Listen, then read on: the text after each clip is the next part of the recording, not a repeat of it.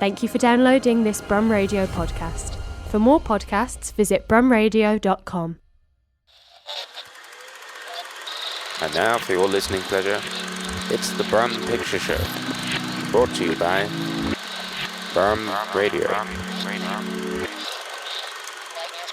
Hello and welcome to the Brum Picture Show, the weekly film show brought to you by Birmingham-based community cinema collective Screen B14.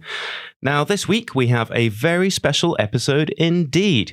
To promote his upcoming performance at the Flatpack Film Festival here in Birmingham, we will be joined by multi-instrumentalist and composer Graham Reynolds, who, amongst his vast body of work, has worked on numerous film scores, including many films by indie filmmaking darling Richard Linklater.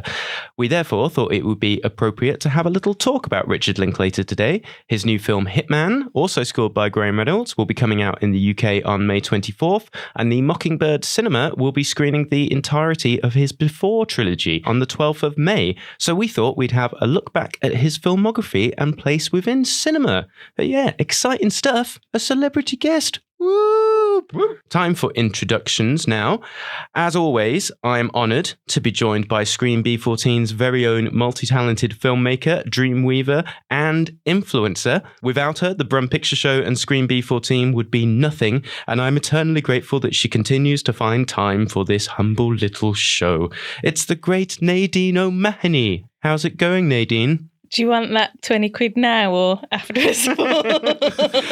And please, can I have it now? Yes. Thank you. Now, regular listeners will know that we are oft joined by a chap called Rory.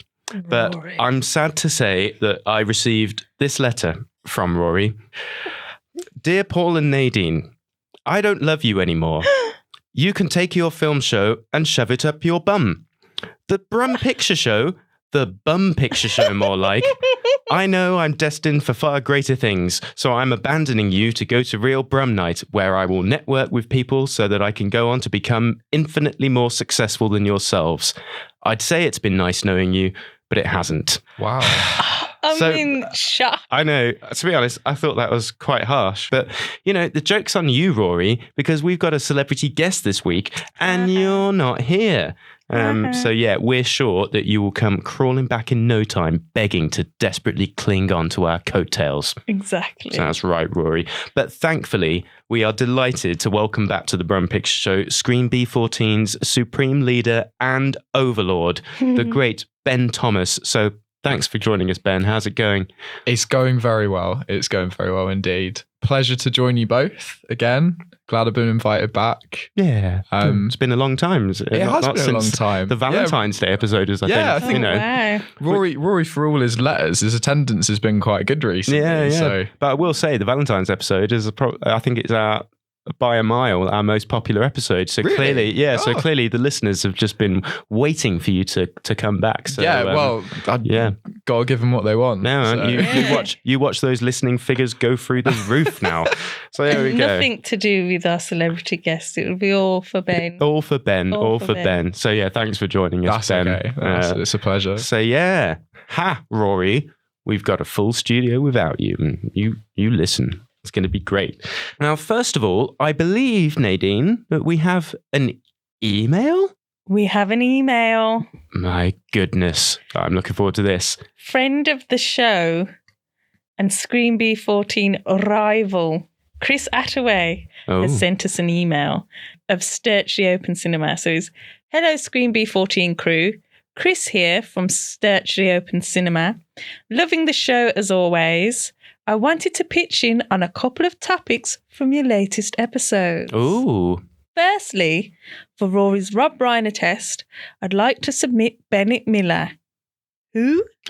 I don't know. Well, he'll tell us he doesn't make films very often and he's only made 3 so far. Oh. But I think they're all masterpieces.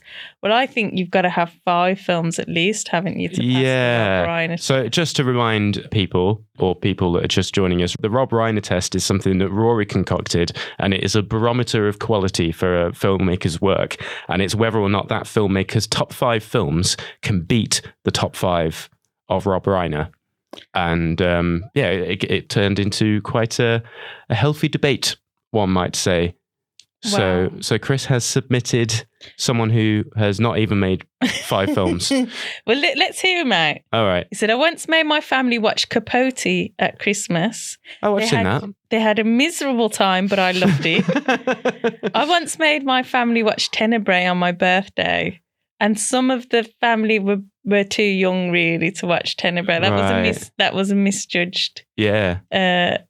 But we is that you saying this or Chris? Sorry, right, yeah, okay, that's cool. me saying that, and but they did have fun trying to figure out who the killer was. So, right. But anyway, I digress.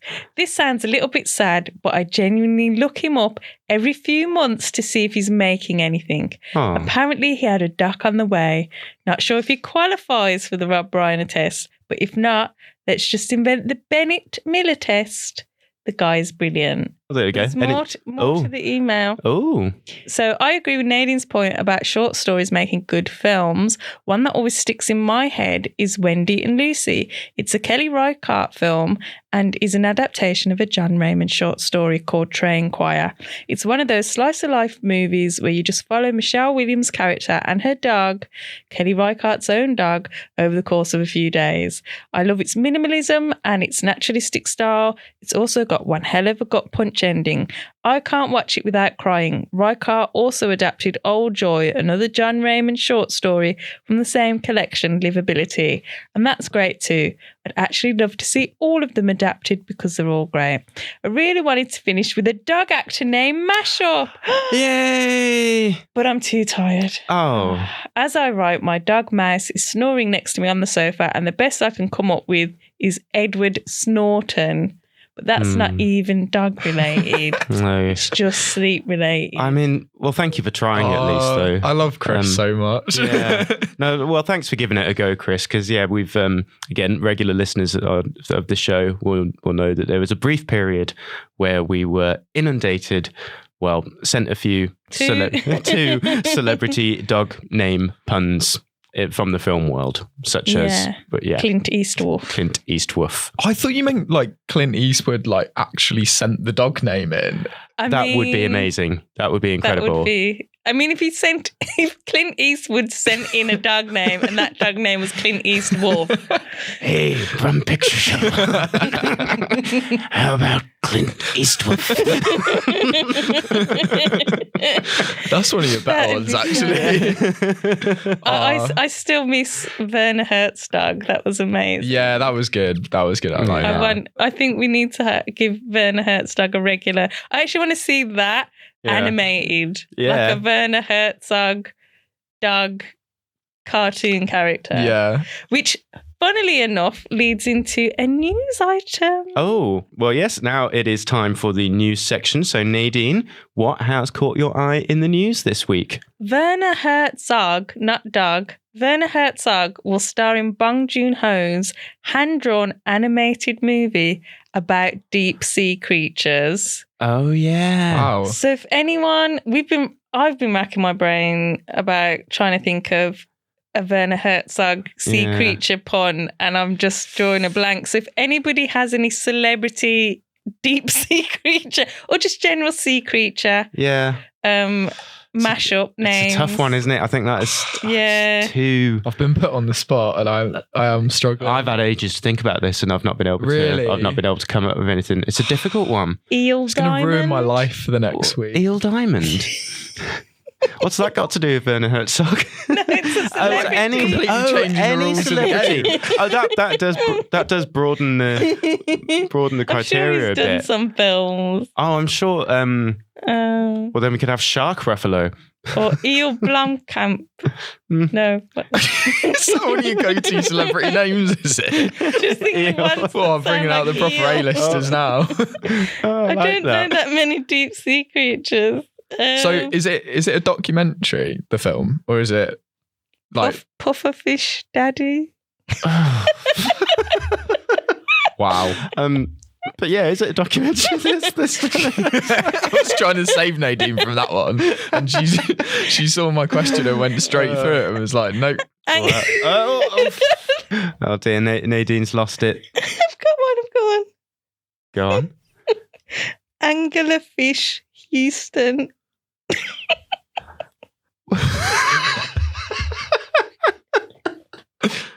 Wow. Okay. My goodness. If you can top that, guys. Yeah. Please. I don't even think that was going in. Please. Please email us. Right. I think Nadine needs to take a minute to calm down. Oh, my goodness. Sorry.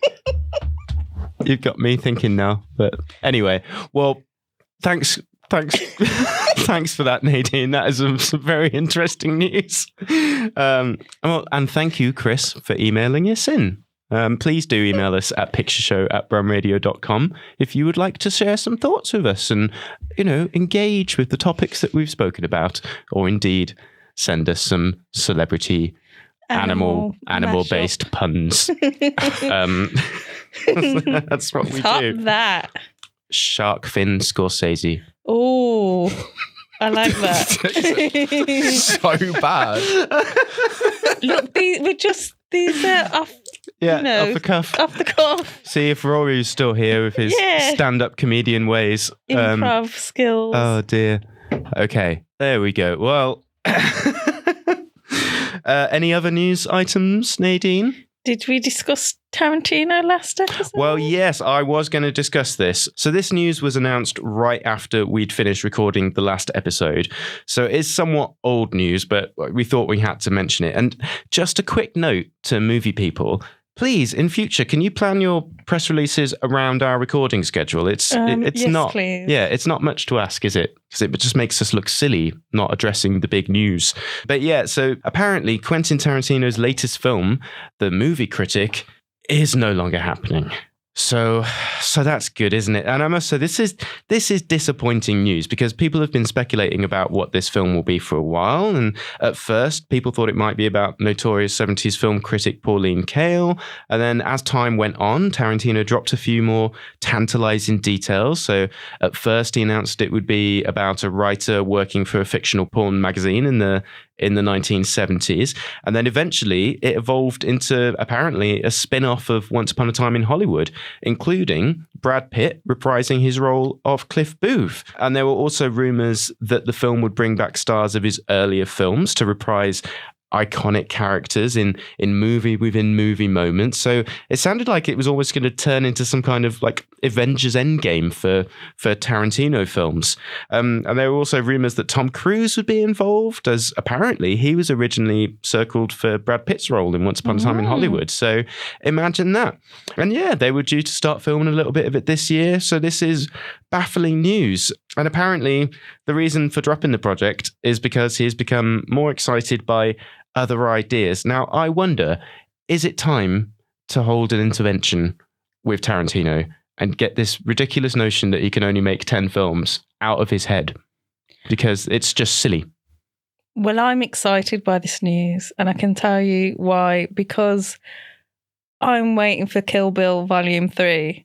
Well, yeah, so I think now he's given up on this silly movie critic idea. We can get back. We want Maya Hawke and Zendaya as the daughters. No, he won't do it. Kill Bill Volume 3. I'm telling you. Yeah, no, that's just going to be another thing that Quentin just says. So that's the thing. Has he ever explained his 10 film approach thing? Is it like everyone will get bored of me type thing? Well, yeah, if that's the case, I'm already getting there. But oh, poor Quentin. It's because of people like you that he's made this decision. Yeah, I know. Yeah. Movie critics like me. He just seems absolutely obsessed with his own legacy. And his logic is that apparently most filmmakers don't have more than 10 great films in them. But that is just demonstrably not true. I mean, it'd be nice if more filmmakers had 10 good films, really. But I mean, if you think about it, so I mean, this brings us on to other news that Martin Scorsese is apparently going to be directing a biopic of Frank Sinatra. Ooh, yes. Starring Leonardo DiCaprio. And he's already working on another Jesus film. So Scorsese is in his 80s now and still banging out the work, as are people like Ridley Scott and Clint Eastwood. He's nearly 90. Clint Eastwood. He's nearly 94 and is working on his new film. So it's just not true that these filmmakers' talents dry up at a certain point. So if Scorsese had stopped at 10 films, his last film would have been The Colour of Money from 1986. Think about that. So we wouldn't have Last Temptation of Christ, we wouldn't have Goodfellas, we wouldn't have Casino, Hugo, Wolf of Wall Street, etc., etc. And I'd say he has a pretty decent legacy. So Tarantino, mate, it's okay. It's okay to occasionally make a film that isn't as good as the rest of your stuff. Like, you know, but it's just what was that one? That double bill one he did? What, Death Proof? I like Death Proof. Yeah, Death Proof is decent. It is decent. I like it better than some of his other ones, if I'm honest. Well, I'd say that was a bold statement. I do think it is. Yeah, he should have stopped after Death Proof. Yeah, so that should have been his swan song. Should have been his legacy. But there's been all these things that Tarantino has spoken about, like Kill Bill Volume 3. Star Trek movie. Yeah, of course. The R-rated. Of course, the R-rated Star Trek movie. And also, there was even talk of a Django and Zorro team-up film. Oh, my gosh. And so, I feel like, I have to say, I never thought the Star Trek thing was going to happen. No. Not as his and I feel like it's quite shrewd. What he's done is he's really he's after that development money, I think. He's like, what's going to be my 10th film? Oh, I know, a Zorro film. Give me some money and I'll develop it and then I'll decide not to make it. Yeah. That's what I think he's doing. So you think he's just on the grift? Yeah. Like, he's never actually going to make a 10th film. It's a weird one, though, because I'm going to be honest, I'm not like delving back through all over the internet looking for Tarantino interviews. But I get the impression he still likes filmmaking. As in, like, when people say that they're getting to a point where they just don't want to make films anymore, it's kind of like they've made everything that they want to say. Yeah. But with him, like, I still get the impression that he wants to make films and that he enjoys making films. Well, it's exactly. I a little think he bit wants odd. to do other He doesn't look stuff. like he's really tired when he's talking about his films and like. I think he he's got wants no to be a energy. novelist or a playwright or something. Yeah, I and think he already wants is. to do other Then he should stuff. just do it. Yeah, it doesn't mean he has to stop making films. Like, it just seems like such an arbitrary decision. And he's like, but I mean, he's been saying this for a while. I think as far back as 2004 or 2014 or whatever, he was saying, not going to be making films in my 60s, and he's 61 now, so he's already breaking that rule. So yeah, is he just going to constantly say that he's going to make something for this development money, and then at some point he's just going to turn around and go, you know what, Kill Bill was 2 films. I feel like Quentin Tarantino at this point is doing that thing, that people do in a restaurant where you've gone out with someone and they are like talking through the menu and they can't decide, but then they bring you into it and they just, I could have the pasta. Yeah. But then the pizza looks really good. Yeah. But then I really like soup. And like those people where you just go out to a restaurant and they just put their decision on what they're eating on you, which ruins your experience of it. That's why I feel like Quentin Tarantino with films where he's like, I could do a film about a movie critic. Yeah. Or I could do Kill Bill 3. All right. Or I could do a Jesus film. All right. Like, or I could do this. And it's like, I don't know. I'm interested because it's him, but I'm kind of over, like, just make a film if you want to make a film. No, I think at this point he should just stop announcing things. Just let us know when it's done, Quentin. Maybe he's already shot Kill Bill 3. Maybe that's what it's all about. Yeah. Well, he's shot all these films. He's just keeping them in a vault. Bam. Yeah. Here's my Star Trek film. Like Prince, just archives and archives of unreleased material. So, one day Tarantino's going to die and be like, oh, he did make that Django Zorro film. That's interesting. Anyway. Any other news? So just an update on the Electric Cinema and Station Street. There'll be a drop-in session with Glenbrook developers to discuss their plans for Station Street. So we do encourage people to attend if possible. This will be on the 16th of May at the Birmingham Open Media at 12 Dudley Street. So if you'd like more information, please do join the Save the Electric Facebook group, as they are constantly updating. So, Ben, anything caught your eye? Yes, something did catch my eye. Good. Winnie the Pooh, Blood and Honey 2 finally has a UK release date. Wow, because we've been waiting on that release date for some time now, I don't know haven't about we? you, Paul, but I have. Yeah, you know how much I love sequels. Yeah. And this is quite possibly the most anticipated sequel of the year. Absolutely. And the thing that's made me more excited is the fact that it's heading to cinemas on the 7th of June, which is 2 days after my birthday. Oh, wow. Ooh. So What a Screen celebration. B14ers unite. Yeah, Let's wow. hit the cinema and watch Winnie the Pooh, Blood and Honey 2. The first one was garbage, like literal garbage, but it made, I think, 5 million at the UK box office. Oh, my goodness. Absolutely smashing its budget. Of £5. Yeah, it's coming to cinemas. I don't know which cinemas. From my experience, cinemas, they tend to book stuff like 1 or 2 weeks out. So it might be that it's like one cinema. Coming to cinema. Coming to a cinema somewhere. It'll be Screen B14. Like, I mean, the filmmakers of Blood and Honey 2, if you want an exclusive Birmingham premiere in a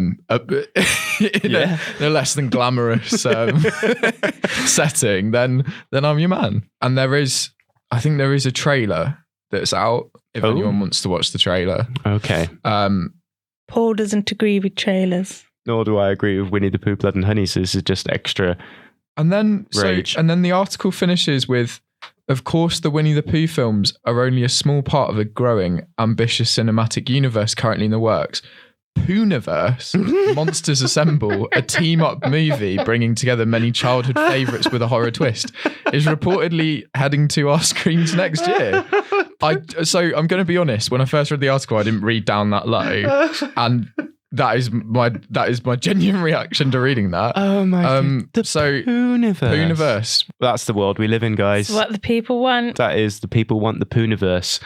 Well, we'll be eagerly awaiting more updates on that saga. I'll be glad to bring them, Paul. Yeah, thanks, Ben. Thank you, Ben.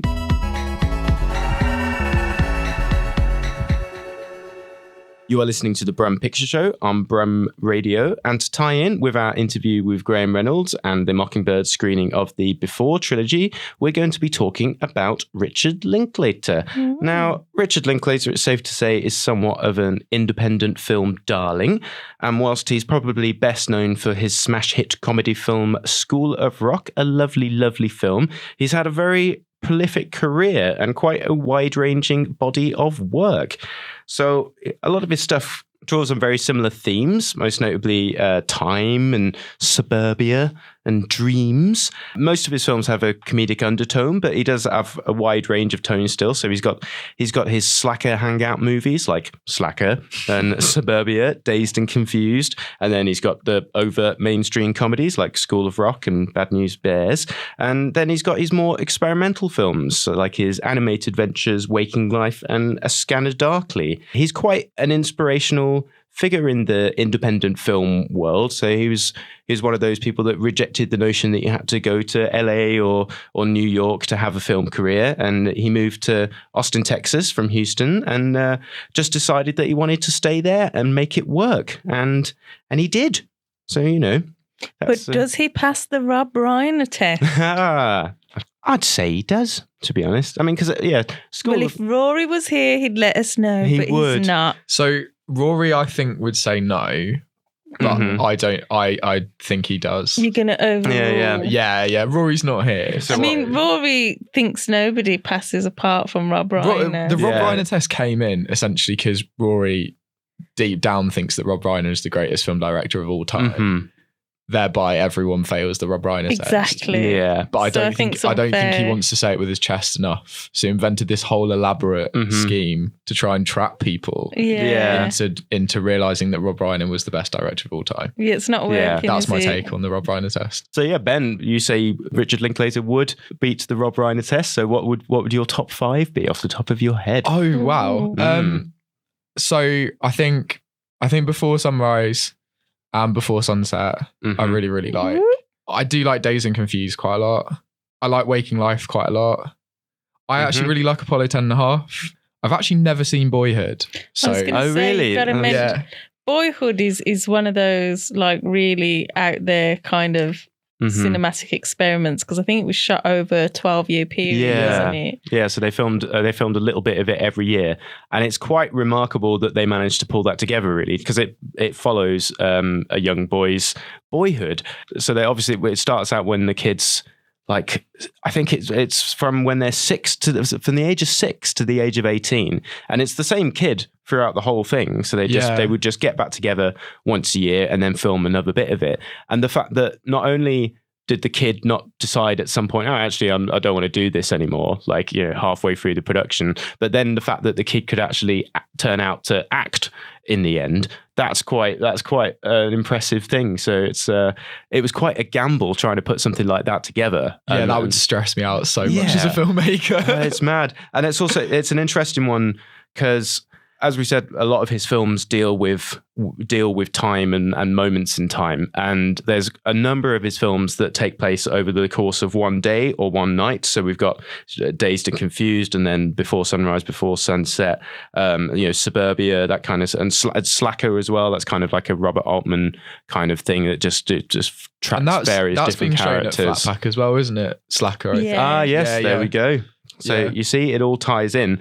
But then, of course, Boyhood, it's kind of the opposite end of the spectrum, taking place over 12 years. But it's still, of course, essentially about time and about people maturing. And it's all of his stuff is kind of very much about the characters just talking to each other. Yeah, I was going to say that. It's a lot about conversations, isn't it? And I think the Before trilogy is really interesting because I think it is quite heavily scripted. I might be making it up, but I remember reading about it where it obviously plays off like it's very spontaneous and like they're just having conversations. But I think it is quite heavily scripted, but they kind of like came up with it as they went along. And I know that Ethan Hawke and Julie Delpy were like a big part of producing that film as well. So they were kind of like coming up with the writing with Linklater as well. I think that's something about him that seems to sort of come across as well, is like he has quite a unique way of making films and quite a unique perspective on stuff, which you can definitely see in stuff like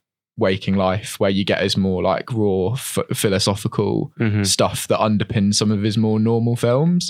But yeah, like I really like him. I think I don't love every one of his films, but I think they're always really interesting. They've always got like you said, interesting conversations with people. Like you get a lot of people who are kind of like drifting through a little bit or in between stages in their life, which I've always appreciated as well.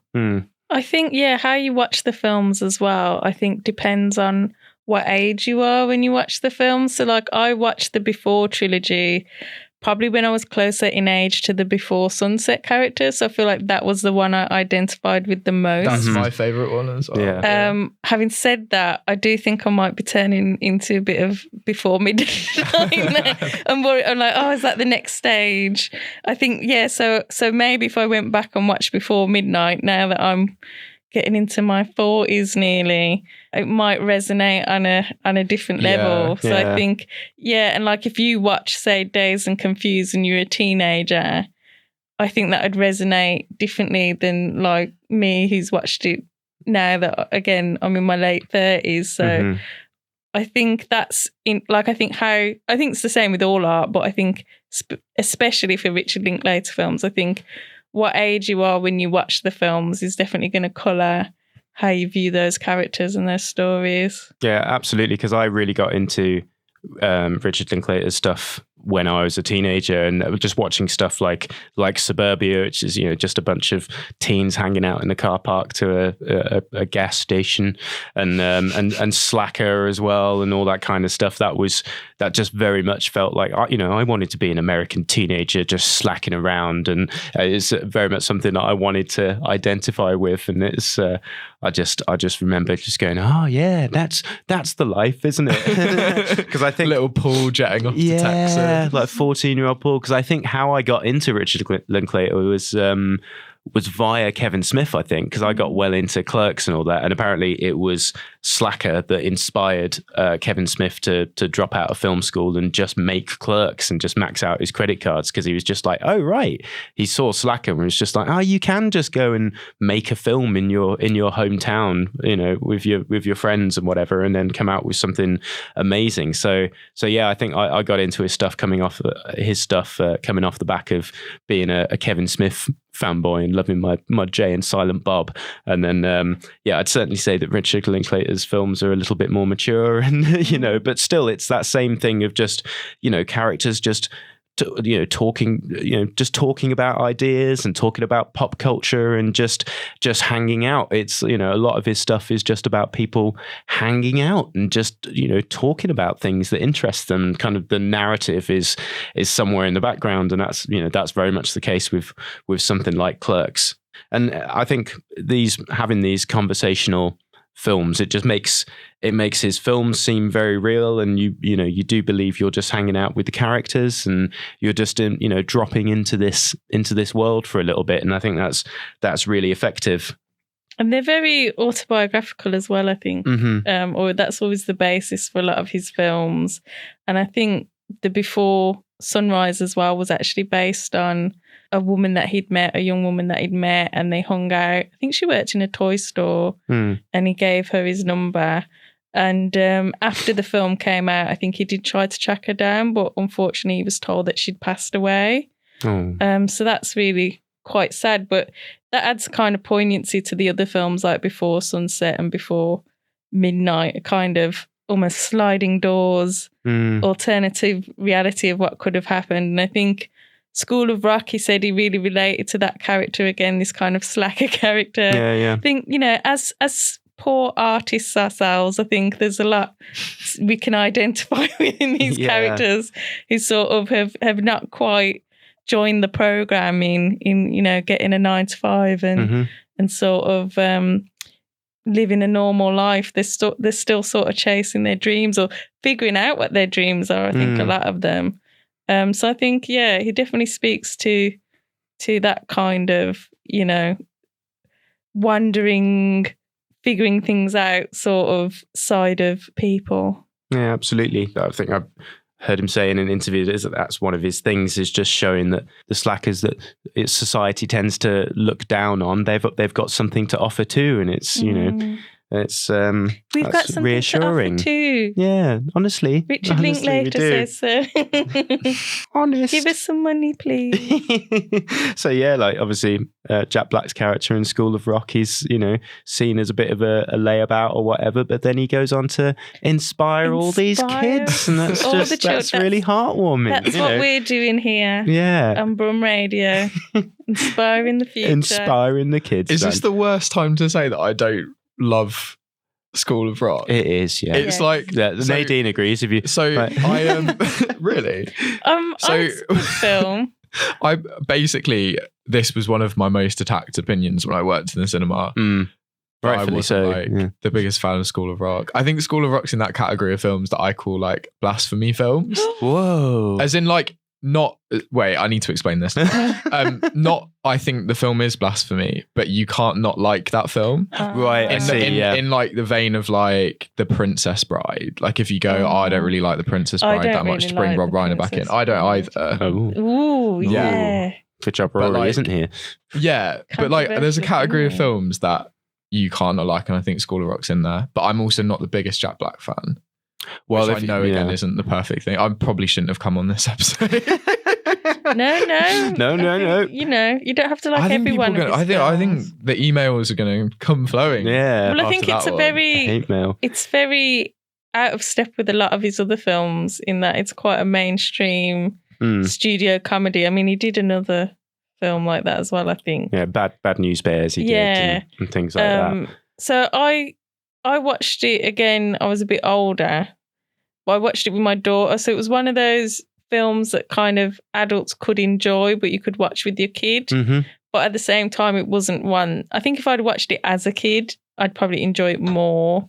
But it was just like a nice, fun film to watch. I think it was. I think the School of Rock was like heavily in the music supply teacher rotation. So when like your music teacher's not in, which for my school was like all the time, which explains why I can't play any musical instruments at all.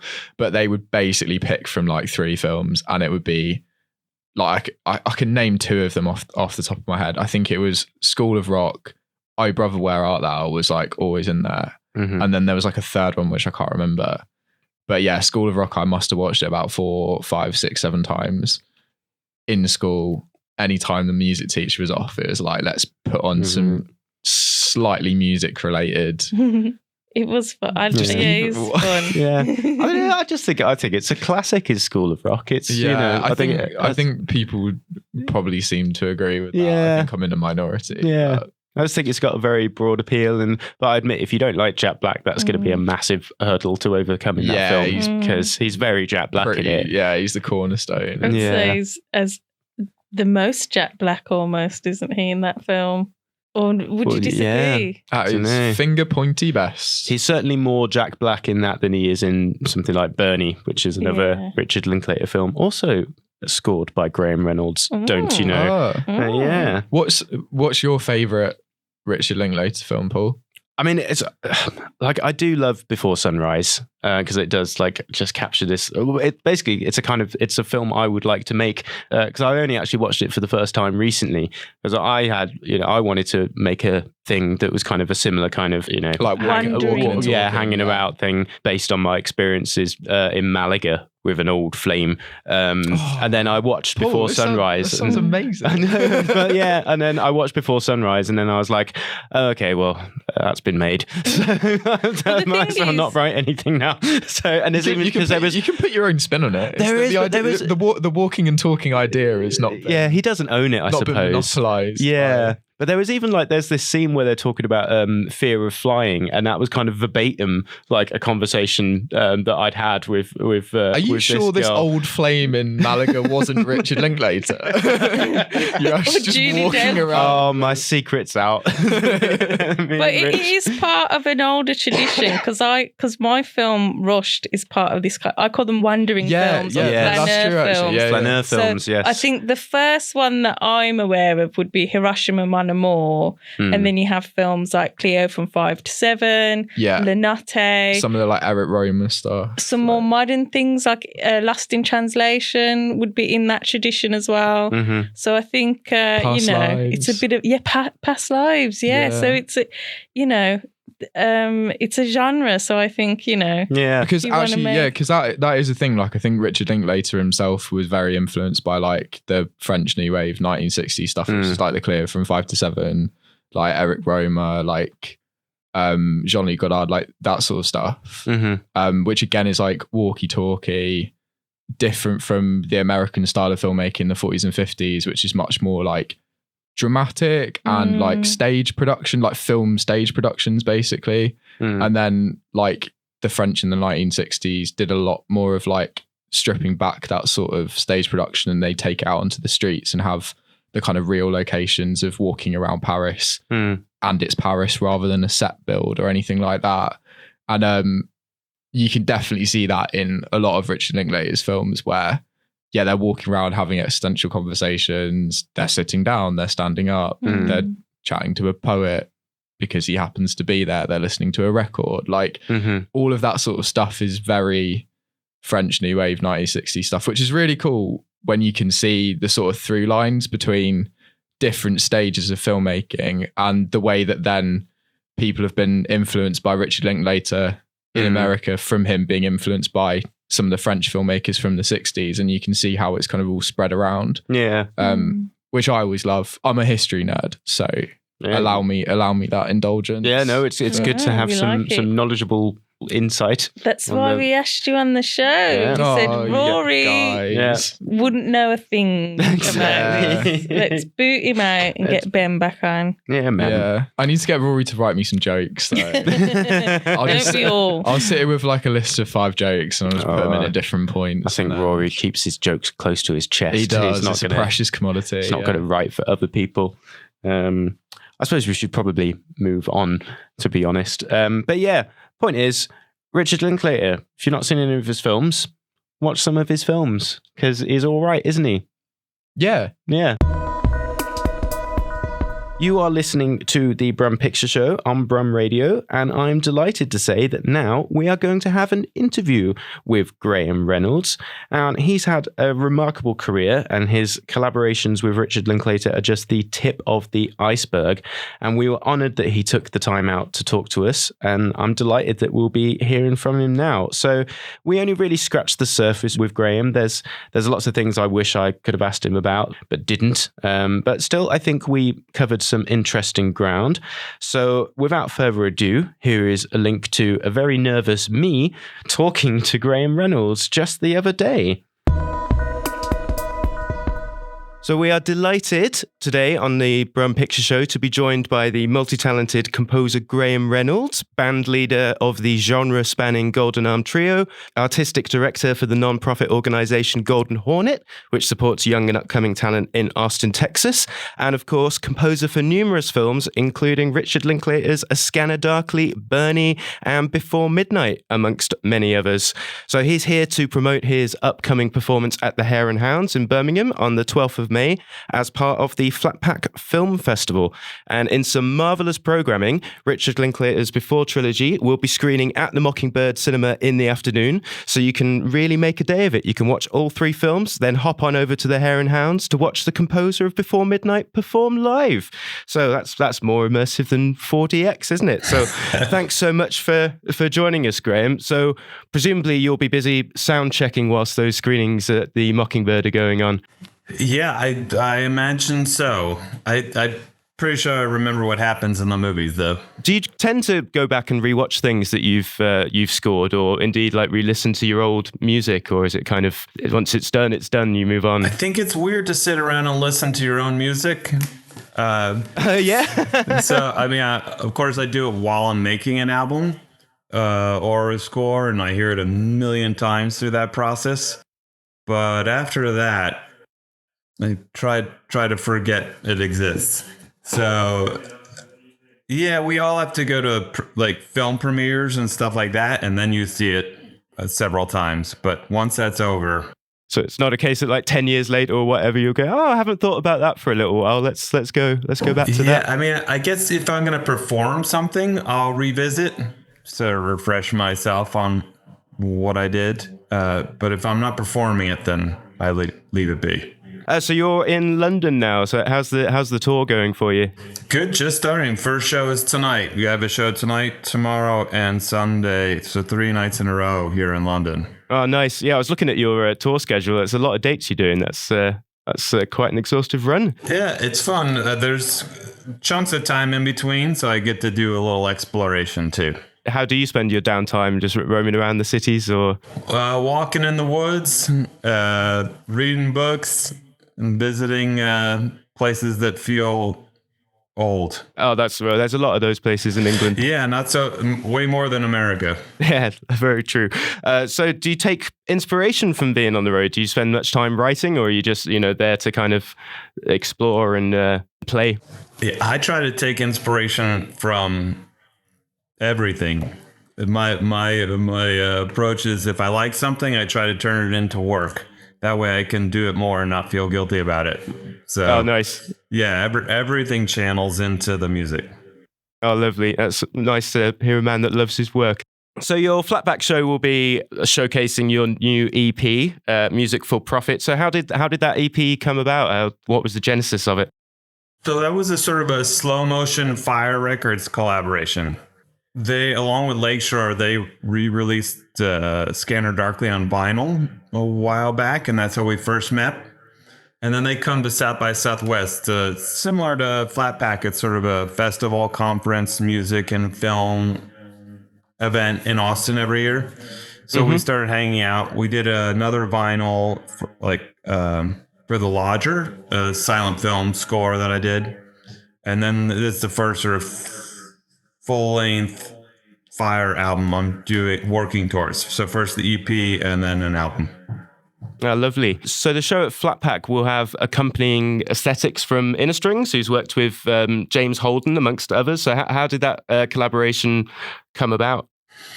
That's Fire. That's from the Fire connection for sure.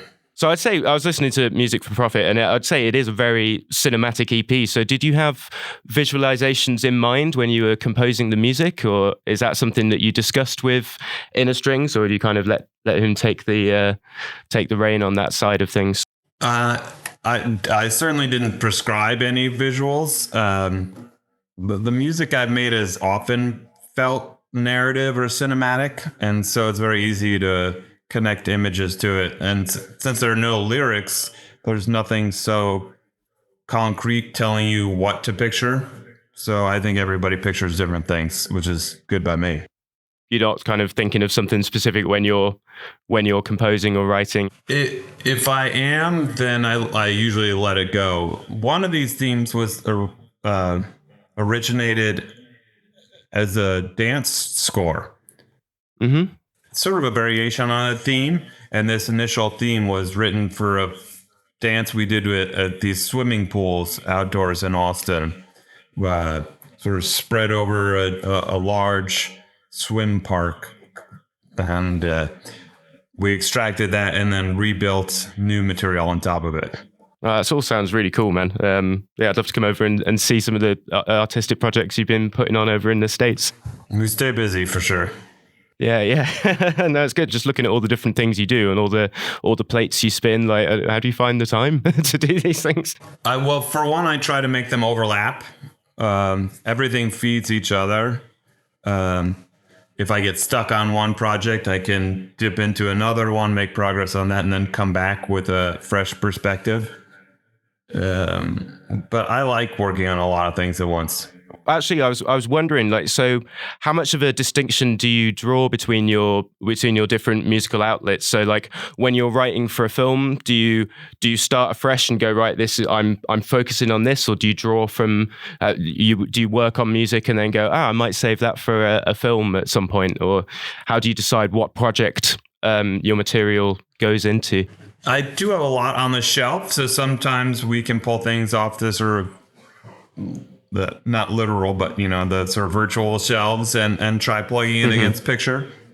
But usually I'll sit down and try to create a whole bunch of ideas for whatever the project is, and then whittle it down to the favorite ideas that either I or my collaborators like, and then develop those sort of favorite ideas. And every choreographer, every director, every collaborator has a different process. So and sort of develop a process specific to each person. And I've heard you say that you're often involved with the final mix on films, which are quite unusual for film composers, I suppose. So do you feel that, like, being part of that mixing process is as vital a part as the composition? I really like being part of that. I never understood why that would be totally separate. Now, sometimes it's just a time thing. Also, if you're mixing, say, a band and you have every member of the band there, you'll get in turn, the bass player wants the bass louder, and the drummer wants the drums louder, and the guitarist wants the guitar louder. So there's a danger to allowing every person who contributed to the sound into the mixing room. So I have to be careful not to only be an advocate for the music being louder. Sometimes I'll ask for it to be pulled down, or whatever helps it do its job more strongly for the film. And the engineer I work with, we're picky about fade outs and fade ins and anything like that. So right, we can be detail oriented about that kind of thing. So, and leaving space for the sound designer and all that kind of stuff. Yeah, and there's problems that come up where, like, let's say there's a car in the scene and they're sweetening the sound of the car.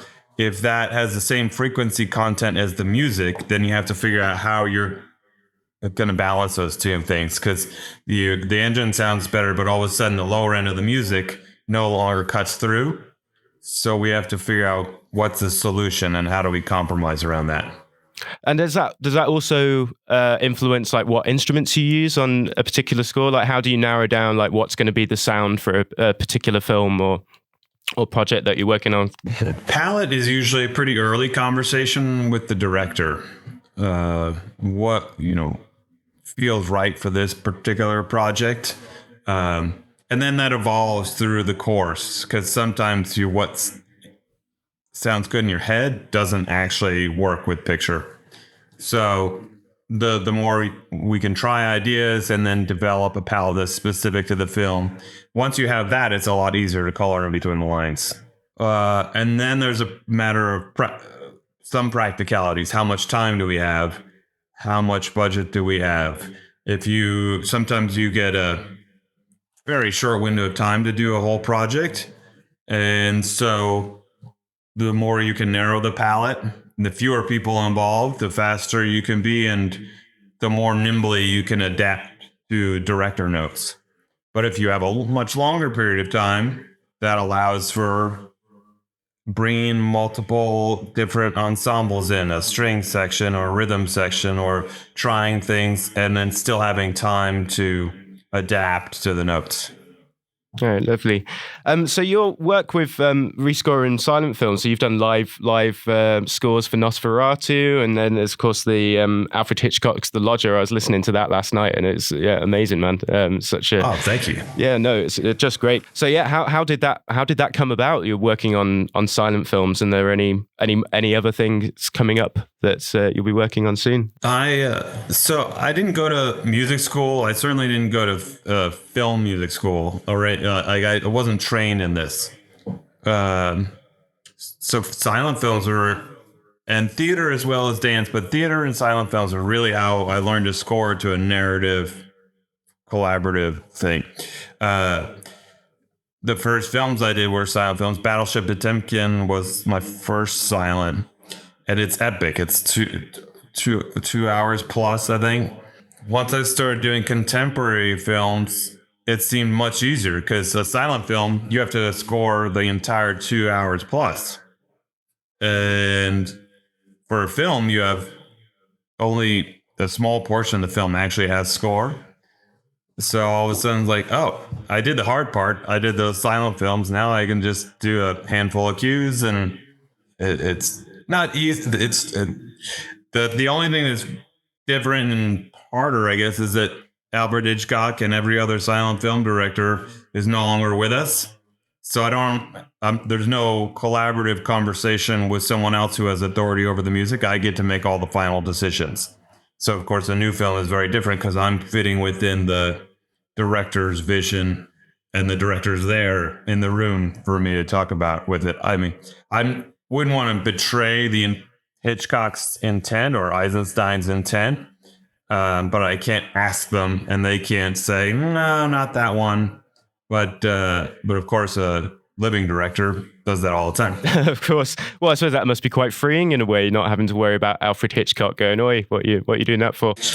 Yeah, I mean, silent films and dance are simpler in that the audio portion is entirely mine. So if I do a ballet or a contemporary dance, there's no dialogue, there's no sound effect, the audio is me, and that's it. A film or television score is much more collaborative. You have other audio partners, of course, to work with and around. Absolutely. So if you could rescore any film, whether silent or otherwise, just any film from history, not to put down the original soundtrack of that, but what would you rescore? Oof. Well, I've done a lot of the big silent films already, so try to think of. That's a tough one. My favorite soundtracks are already work so perfectly with the films that I'd be afraid to mess with that. Yeah, there are films that I've loved where maybe the score didn't serve the film as well as I would have liked, and I'm not sure I would name those out loud. Yeah, that's probably reasonable. So, but who are your biggest film score influences? Who are some of your favorite composers? So I know your first film, The Journeyman, was kind of a Sergio Leone kind of thing. So was it bits of Ennio Morricone in there? Yeah. So like for those mid-century composers, Bernard Herrmann, Ennio Morricone are iconic and influential. I really like David Shire's work on Taking a Pelham and The Conversation. Yeah, a great film. And then more recently, I really like what Hildur Guðnadóttir does. Her palettes in making, and Micah Levi. Very strong as well. Those two, I think, are doing some of the most interesting work in film right now.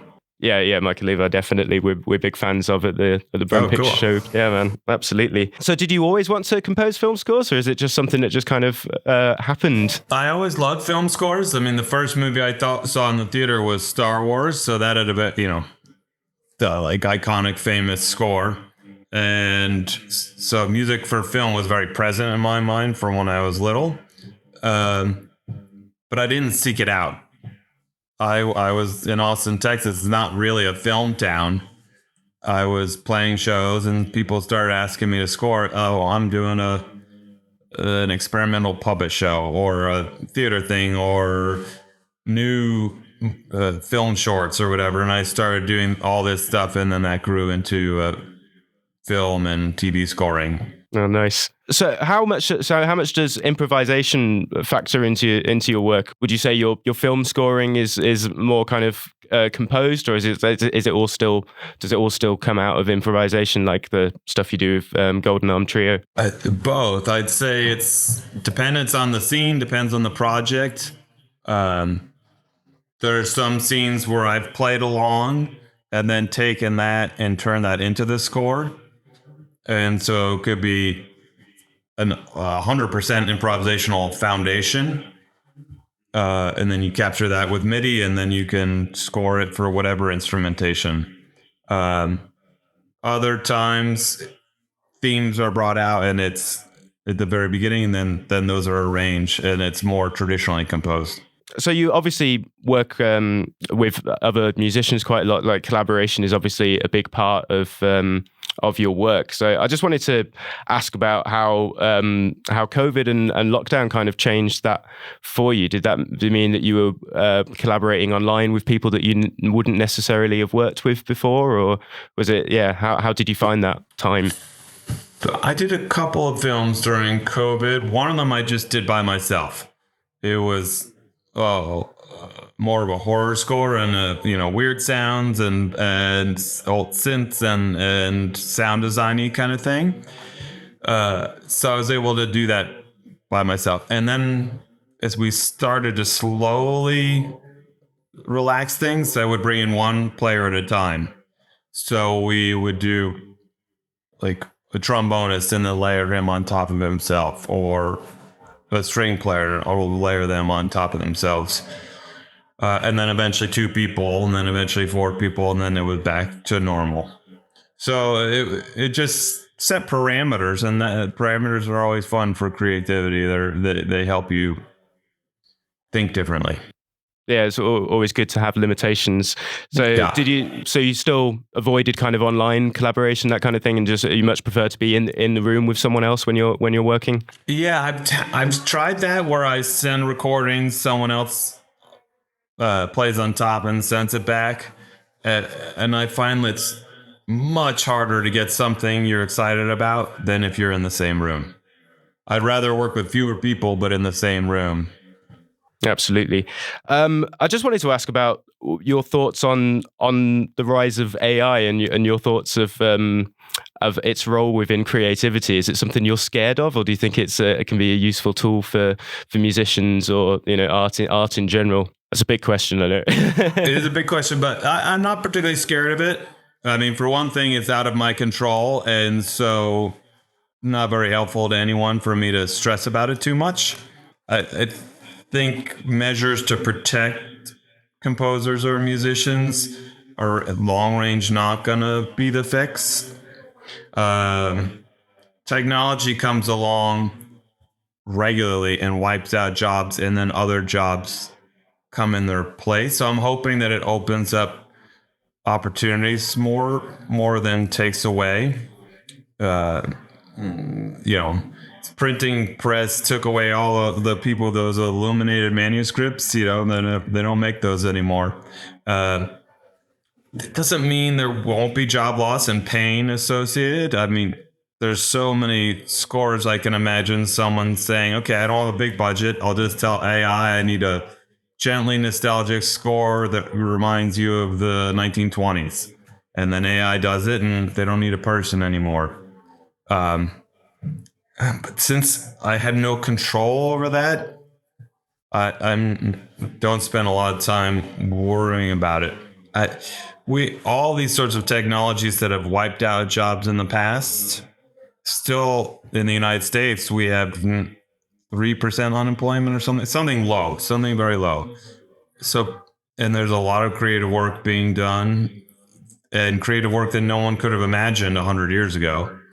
So I'm hoping that more positive will come out of it than negative, but it's here to stay. So pretending it's not helpful, I guess. Yeah. Well, that's a good outlook on it, really. It's don't worry about what you can't control. But yeah, the robots will never take over from people anyway.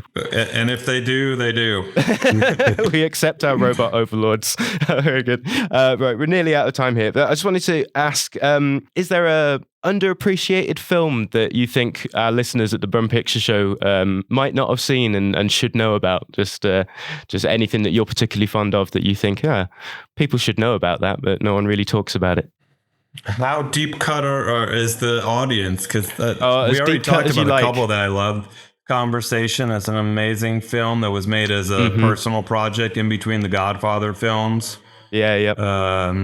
We're huge couple of fans here at the Brum Picture Show. Taking a Pelham, the original. It's just an amazing score. It's a really cool film. They did a remake, and I wish they hadn't. I have not seen it, so I don't know what the quality's like. But taking an iconic piece of art and replacing it is a strange practice, but yeah. That's the nature of things now, isn't it? Yes, exactly. Well, it's some top-notch recommendations there. Thank you for sharing those with us, Graham. Oh yeah, thank you. Well, we better let you go now. But thank you so much for taking the time to talk to us. All of our listeners, make sure you catch Graham at the Flatpack Film Festival at the Hare and Hounds on the 12th of May. I'm going to be there. Really looking forward to it. So Graham, thank you so much for joining us, and I look forward to seeing you on the 12th. Thank you so much for having me. We'll see you then. Awesome. Thank you, Graham.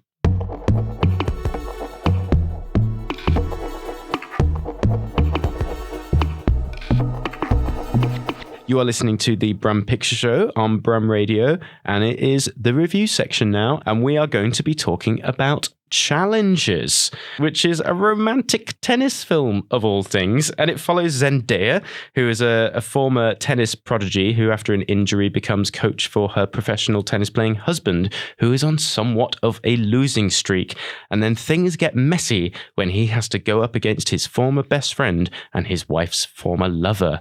So, ooh. Bit of a love triangle there. Indeed. So, Nadine, what did you think about Challengers?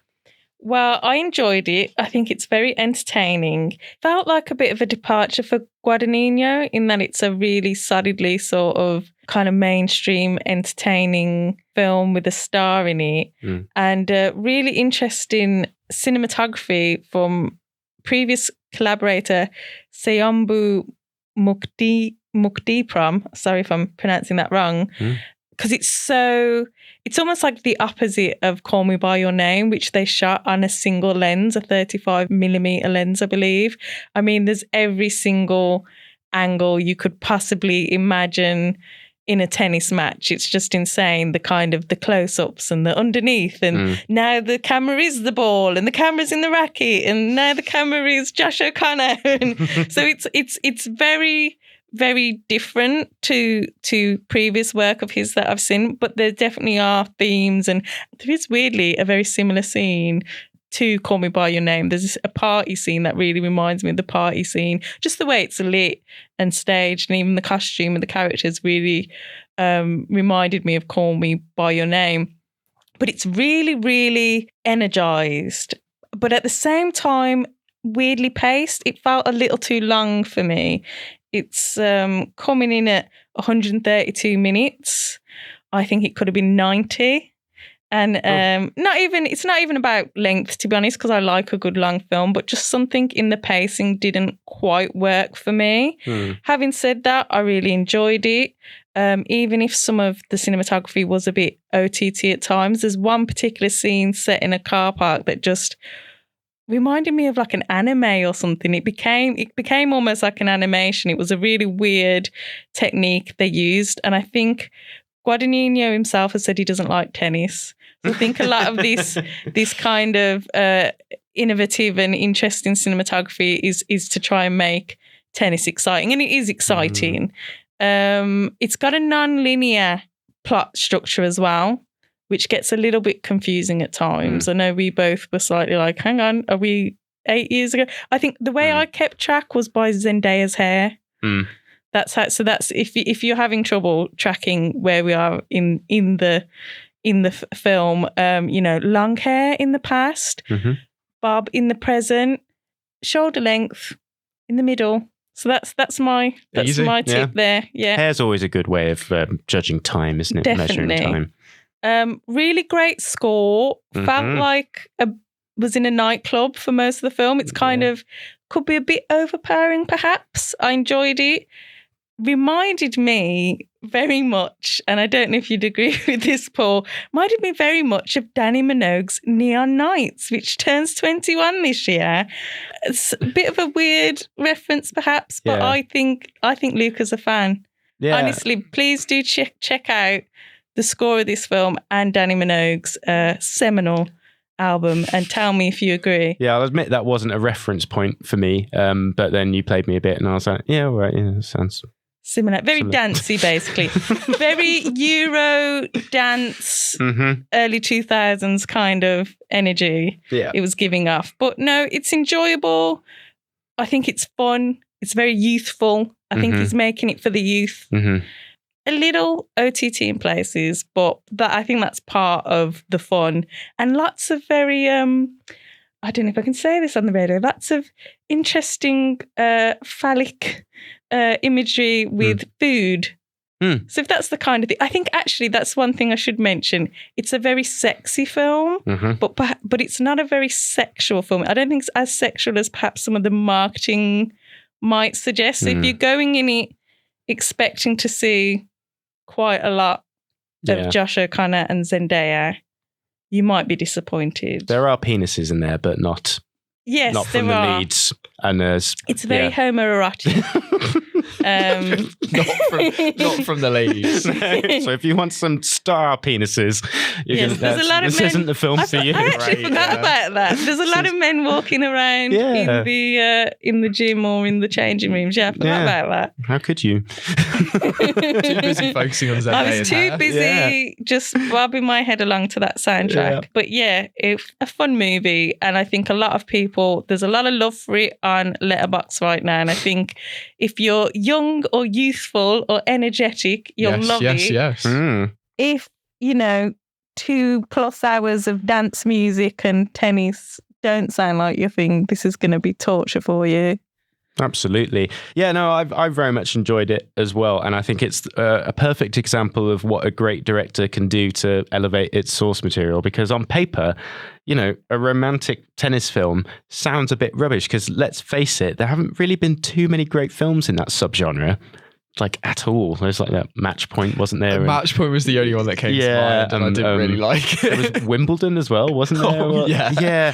So anyway, and the fact that it manages to make it so exciting and gripping, that is very much a testament to the director. And I will admit, maybe it is a little bit overlong, but I thought the pace of it was still really gripping. It is really cut quite tightly, and there is, as Nadine mentioned, the narrative just kind of bounces between time periods like a tennis ball. So that is interesting, although a little bit, as Nadine said, a little bit confusing at times as well. But yeah, for me, definitely what makes it is the score. So apparently Luca Guadagnino had said to Trent Reznor and Atticus Ross that he wanted you to be able to dance through the whole film, and they very much fulfilled that brief. They said it wouldn't have been the approach that they'd have taken without that direction, and I'm so glad Luca gave that direction, because it is one of my favourite scores of theirs, because I'm a Nine Inch Nails fanboy. I've seen Nine Inch Nails about 15 times. Wow. I think I saw them 4 times in a week once,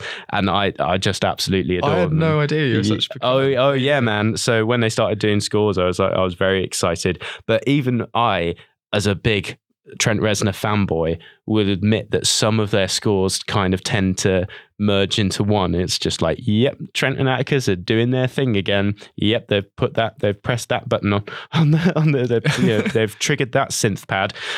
But this is very much like so dancey, and it just reminds me of some of the dancier stuff of Nine Inch Nails, like Discipline and songs like that. So it just sounded really fresh, and it really does so much to kind of propel the film and just adds this really like thumping drive. So I absolutely adored it for that reason. I think that certainly kind of made the film for me, and made it something that I'll go back to, and the score I will listen to on its own in the future, no doubt, many times, because yeah, it's great. I think it's worth mentioning that the writer, Justin Kuritsky, I'm not sure if I pronounced that correct, is Mr. Celine Song. Mm-hmm. So many people have made the comparison to Past Lives and are saying this is the other side of the story. I think Guadagnino has added some extra elements to Justin's script, making it, like I say, a little bit more homoerotic, shall we say, than perhaps the original script was, which I think only adds to it. I think it makes it more interesting, and the dynamic between the characters, again, more interesting. But yeah, I think, if you like Past Lives, but you thought that could have done with a banging dance-infused soundtrack. Absolutely. And some tennis. Yeah. So got it. Interesting bit of meta detail there. But yeah, I did think it was really well done. And I will say that, because Nadine was mentioning about the cinematography earlier, and the way that the tennis is shot, like it does seem like he's pulling out all the stops to just try and make tennis as interesting as possible.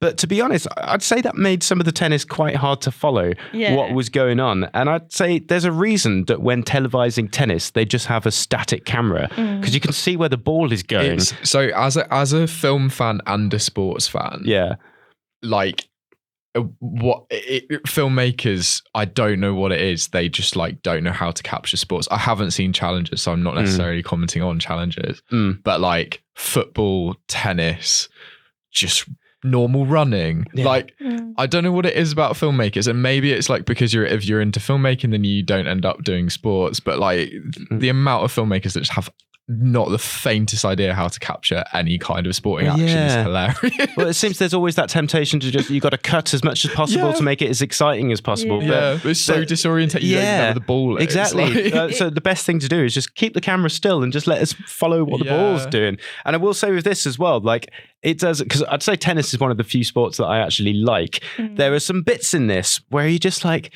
that's not how tennis works, is it? Like, there's a way in which a point is won towards the end of the film that I was just like, that doesn't make any sense. And so there's bits like that, but I guess, it's for the good of the narrative, isn't it? No, I'd thoroughly recommend it. Definitely. Yeah, go watch it. Just quickly as well, I wanted to mention that I went to see Abigail, and I'm a huge fan of Ready or Not, by the director of Abigail, and I was very excited for this. And then when the trailer came out, I remember Nadine was like, "Oh, that's going to be rubbish," and I was like, "No, it's going to be great. It's going to be 5 stars." And unfortunately, Nadine was right, as always. So yeah, it wasn't terrible, but for me, it didn't live up to the wit or invention of Ready or Not, and it did kind of leave me quite cold. And the references to vampire lore seemed quite tired, and it also didn't help that I was sat near a couple who turned up late, and then spent most of the film talking and taking selfies and not actually watching the film. And I was just like, at some point I was just like, "Wait, stop that." And then the guy was just like, "Oh, calm, man. Oh, calm." Just like, what? It's like, who are you talking to? It's like, you. Why are you spending the film? What are you taking a selfie of in the cinema? Exactly. Exactly. They were canoodling, and then they were like, want like a decent background. Like, honestly, it was just, I couldn't believe it. And the worst thing about it is these people paid because they actually left that is one of the most expensive selfies. Yeah, exactly. Because this was at the Lux, and that's not a cheap cinema to go to. So I was kind of like, maybe if they had a Limitless card, this is just what they do. It's not costing them any money. We'll just turn up and just lounge around and just be narcissists. But then they left like 10 minutes before the film finished. I think possibly because of the angry vibes. I feel so bad for you, Paul, because I feel like every time I come on this radio show, you've got an absolute like cinema etiquette horror story. Because I think the last time I was on was the Texas Chainsaw Massacre one. Oh, right, yeah. And I just feel bad because I just feel like I'm not saying it's anything to do with me being on the radio show. Maybe it's just you being in the cinema that's the problem. Yeah, maybe. But yeah, no, I do. I feel really awful as someone who's a cinema purist. Yeah, exactly. I feel bad that you've been subjected to these experiences. Yeah, I mean, it did make me very, very angry. It's just like, and that's the thing is, so that in a way that taints my review of Abigail because I spent most of the film just kind of being really annoyed at the people near me. Abigail's fault, just like, yeah, so maybe I need to revisit it. But yeah, no, I think it's just a bad film. Or maybe it's a bit. Maybe it's Nadine in the cinema, was it? Yeah, maybe it is a bit of both. But yeah, I was just baffled that they paid for it because they left and then they left their physical cinema tickets there, and I was like, that means you paid full price to come and just do that and just not watch the film. And then just leave, like, yeah. Well, there you go. So yeah, that was Abigail. I couldn't tell you if it was any good, really, because it was just my whole experience was tainted. However, just quickly, it did lead to me then going home and watching Vampire's Kiss with Nicolas Cage. And oh my goodness, how have I not seen that film before? Like the film that launched 1,000 memes. It is so much more from that, more than that. It is just amazing. Like one of the most unhinged Nicolas Cage performances that I've seen, and that's saying something. It's very American Psycho, but with vampires. Yeah, and before American Psycho was even written, so Bret Easton Ellis clearly saw Vampire's Kiss. American Psycho's Vampire's Kiss without vampires. Yeah, they were like, let's strip this back to its essential parts. Yeah, exactly. So yeah, thoroughly recommend that. But there you go. So it was worth it. Ben, you watched anything recently? Yeah, I watched Monkey Man by Dev Patel. I won't go too much into the story. I'll do a quick one like you with Abigail. I think I had like a mixed reaction to it. I think Dev Patel, because it was his debut feature and he's definitely got like serious potential. And I think it was produced by Monkey Paw, which is Jordan Peele's production company. Mm-hmm. And yeah, I think Dev Patel's performance in it is great, and I think he is a great performer, and I think most people would say that he was. And it's a really violent film, actually. Like I knew it was an 18 going in, and I knew when the BBFC comes up with strong bloody violence, you're in for a treat. But it was really, really violent, and I think it's got quite an interesting backstory that I won't spoil if anyone's going to watch the film. I think it plays out primarily at a kind of like quite a superficial level. Like you have a backstory, but it is very much about the violence. It's very much about a lot of fighting, a lot of blood.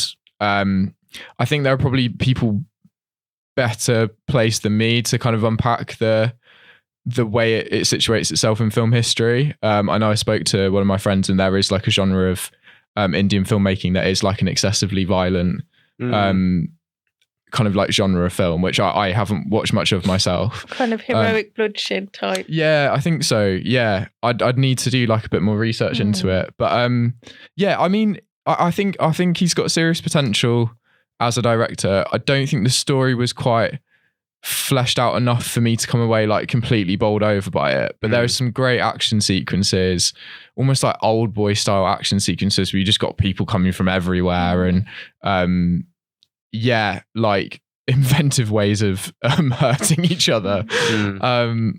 Yeah, and then I also watched The Shining at the Omniplex, which used to be the Empire in Rubery. So they did a week of, I think it was like a week of like members' choices, and one of them was The Shining. So I watched that on a Monday night. Oh, wicked. And it's just a great film. I mean, like, I don't really care what Stephen King thinks about The Shining. Neither do we.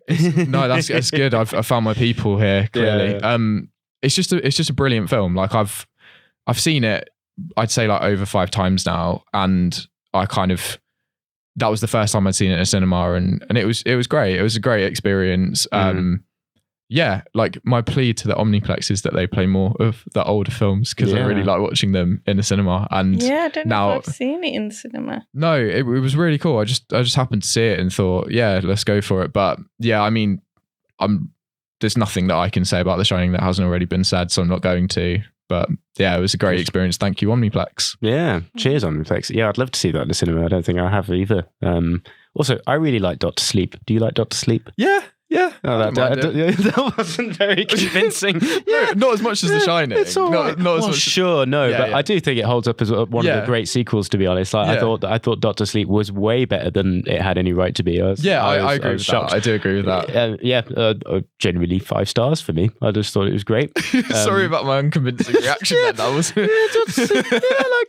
liked it. I'm not a good actor. But no, sure, it's not The Shining. But nothing's The Shining. No, but yeah, apart from The Shining. Yeah. But yeah. Well, thanks for that, Ben. That's all right. Yeah. I Good. had quite a nice week at the cinema. Yeah, that sounds good. Monkey Men and Shinings. Very good.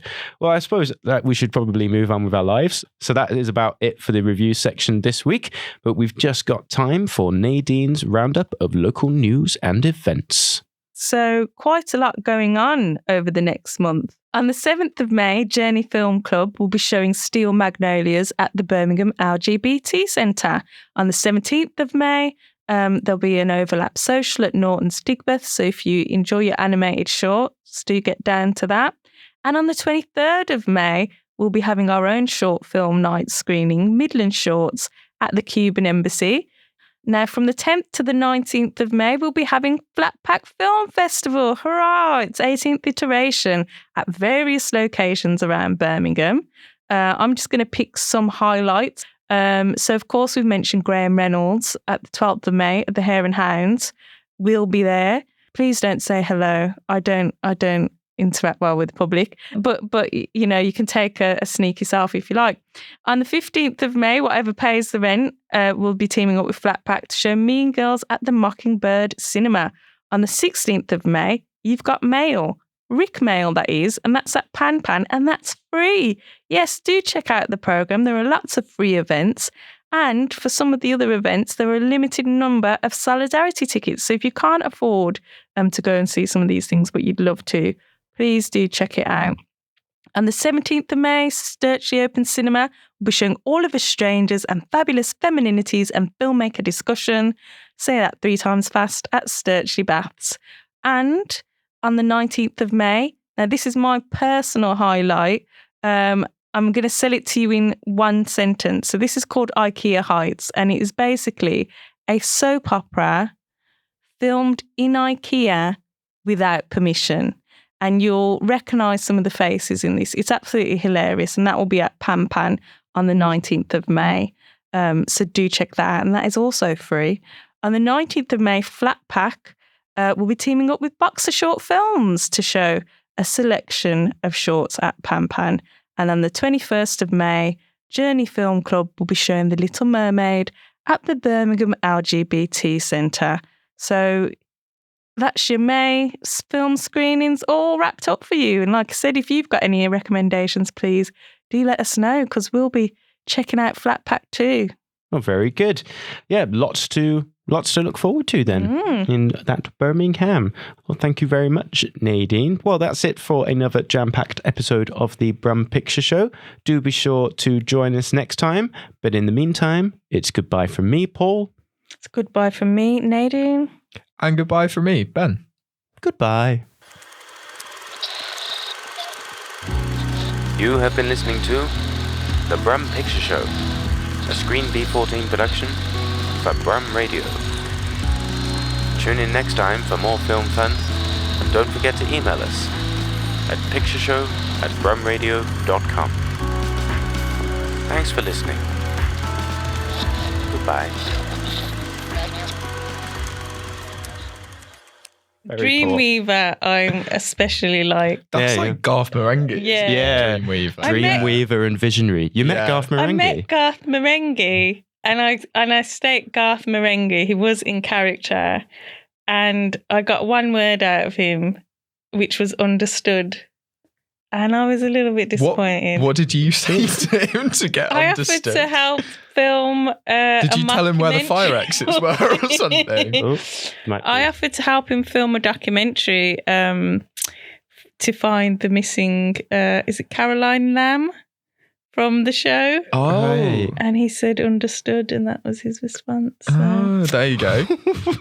have you read Terror Tome? I think I've bought it. I don't think I've actually read it. That counts. That's about as far as we go. I heard him. He read parts of it. But here's the thing: I realised I got in a queue for like I don't know how long. There's like 100 people in the queue, so I understand he was a bit monosyllabic. He was saving himself, but I wanted to get my DVD signed, and they wouldn't let me. So I bought a book.